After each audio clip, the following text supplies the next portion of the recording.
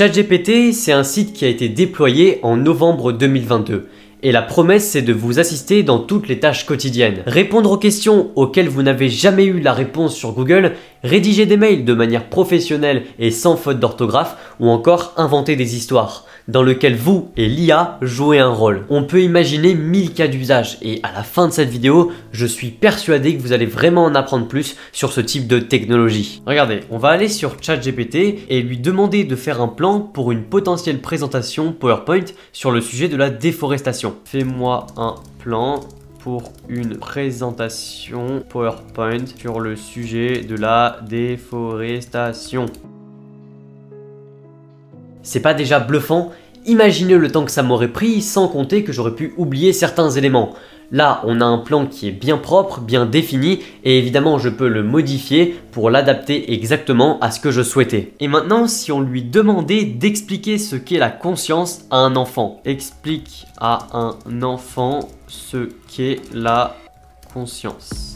Bah voilà, il nous fait des phrases vraiment très simples à comprendre, n'importe quel enfant pourrait comprendre ça. Vous comprenez mieux la puissance de cet outil maintenant? ChatGPT, c'est comme un humain doté d'une immense bibliothèque de connaissances et d'une capacité de traitement de l'information incroyablement rapide. Imaginez pouvoir demander à un ami érudit toutes les questions qui vous passent par la tête et obtenir une réponse claire, précise et détaillée, et pertinente aussi, en quelques secondes. C'est simplement la puissance de ChatGPT et sans les limites de la fatigue ou de la mémoire humaine. Cette phrase que je viens à l'instant de prononcer a été 100% générée par ChatGPT, ou plutôt une IA qui y ressemble, c'est celle de Notion pour les connaisseurs. C'est d'ailleurs pour ça qu'il y a le mot érudit, je vous avoue, je connaissais pas ce mot avant. Et l'avantage de ChatGPT, c'est qu'il arrive à comprendre le contexte. Par exemple, je peux lui demander de me faire une recette de cuisine et après lui dire bah ouais mais j'ai pas de tomates. Et là, il va adapter la recette ou alors m'en proposer d'autres qui cette fois n'ont pas de tomates. ChatGPT et les IA de ce type fonctionnent de manière assez simple au final. La chose la plus importante pour arriver à ce type de résultat, c'est l'entraînement. Et oui, comme pour les humains, ChatGPT a été entraîné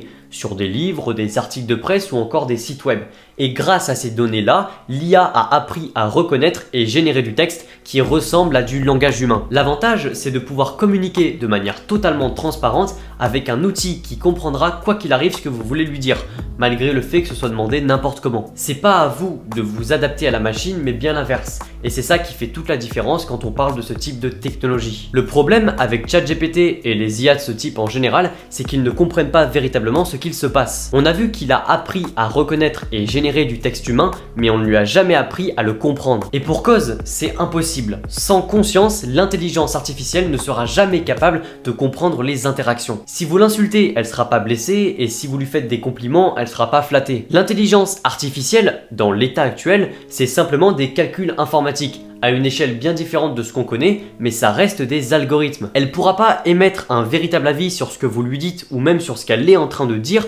Elle ne ressent rien. C'est comme si vous venez de lire un livre en allemand et que vous essayez de retranscrire ce que vous venez de voir sans même comprendre un mot de ce qui sort de votre bouche. ChatGPT a appris à lire, à écrire comme les humains, mais n'a jamais essayé d'en devenir un. Elle ne fait qu'imiter, recopier ou simuler des textes ou des émotions. Bon, on a vu que ChatGPT est intelligent. Je ne sais pas exactement si c'est le bon mot à utiliser, mais elle est cultivée et elle calcule de manière très rapide. Mais parfois, je vous avoue, et je le sais que vous aussi, on aimerait aller un peu plus loin. Parce que regardez, par exemple, si je lui demande de me conseiller entre un iPhone 14 ou un iPhone 14 Pro, il sera vraiment incapable de me le dire. Bon, vous voyez, là, il fait des réponses qui m'ont l'air un petit peu sensées. Il parle d'iPhone 14 Pro avec un écran 120 Hz, etc.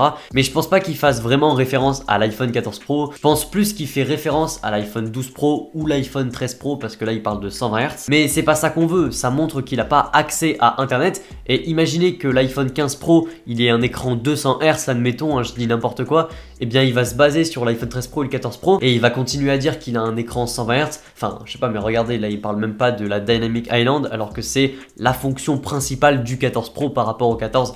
Enfin bref. Le truc c'est que des développeurs ont créé des extensions pour améliorer l'expérience que vous pouvez avoir avec ChatGPT. Bon, du coup j'ai installé l'application web ChatGPT et vous voyez que là en bas maintenant on a une petite fonction à cocher, Web Access, et en fait c'est l'accès au web. Donc il n'a pas complètement accès à internet, je vais un petit peu vous montrer. Si je parle d'un produit qu'Apple n'a pas encore sorti, par exemple des rumeurs de l'iPhone 15, eh bien je vais lui dire parle-moi des rumeurs de l'iPhone 15. Et en fait, ce qui va se passer à partir du moment où je vais appuyer sur Entrée, c'est que il va envoyer d'autres informations. Il va taper ces mots-clés sur internet, les copier-coller eh bien, dans la conversation avec les URL. Donc du coup, il a accès aux articles quand même s'il n'est pas connecté à internet fondamentalement. Et du coup, il peut nous faire une réponse parfaite. Où il parle de l'iPhone 15 avec la version ChatGPT classique, ce serait impossible. Donc c'est en gros une façon de connecter ChatGPT à internet. D'ailleurs, une autre extension que j'aime beaucoup, eh bien c'est ChatGPT for Google. Par exemple, quand je vais taper, je sais pas moi, oiseau sur internet,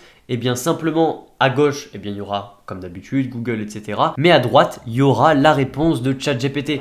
C'est super cool. Bon là l'exemple vraiment il sert à rien, c'est juste pour vous montrer, mais voilà, vous pouvez taper n'importe quoi et du coup vous aurez aussi la réponse de ChatGPT. Je trouve ça très cool parce que parfois sur Google il n'y a pas tout, il faut chercher dans les articles etc. C'est un petit peu ennuyeux. Mais dans l'autre sens, ChatGPT n'a pas accès à toutes les informations et il fait quelques erreurs. Donc là, avoir deux sources d'informations différentes, c'est encore plus enrichissant. Ces deux extensions là sont pour moi les plus pertinentes et les plus pratiques à utiliser. Ça permet d'ouvrir des portes et décupler son intelligence qui était déjà au sommet. D'ailleurs, plein d'applications se mettent à intégrer ce type de technologie d'intelligence artificielle dans leurs outils. Je pense par exemple à Notion, je l'ai déjà essayé et c'est super cool pour écrire des vidéos par exemple. Bon, les deux plus gros problèmes selon moi qu'on pourrait reprocher à ChatGPT, c'est déjà premièrement les fake news.